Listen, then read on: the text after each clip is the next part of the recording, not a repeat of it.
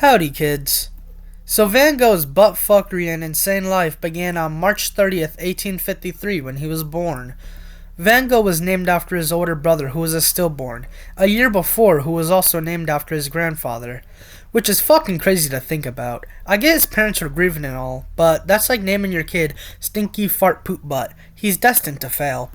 While walking through the markets with his mom as a child, he would often point out his brother's grave and be like, "What's that?"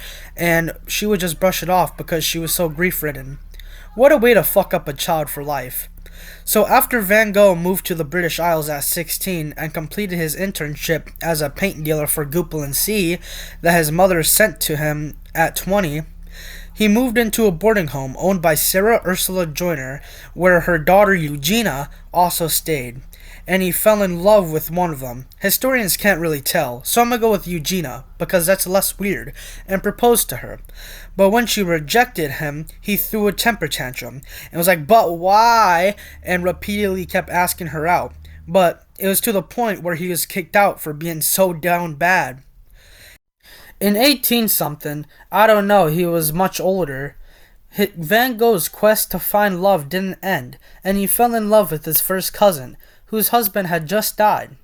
He asked her out, and she ran away to her parents' house. Man did not attract the females.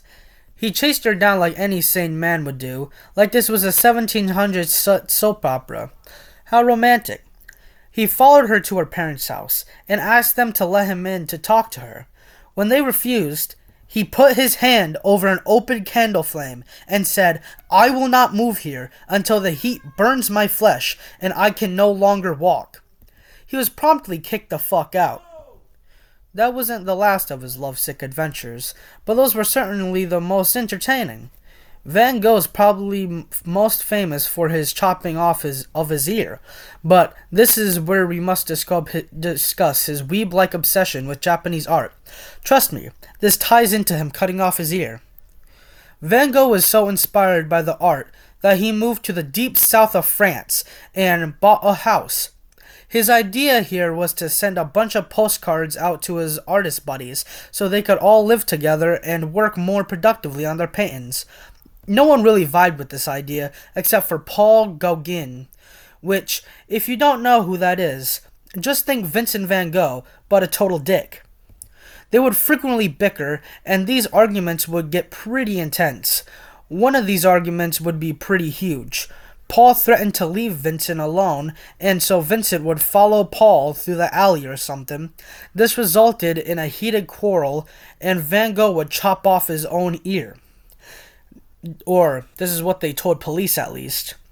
Paul would move out, and not so long after this incident, and Van Gogh would check himself into an asylum, where he would paint these masterpieces.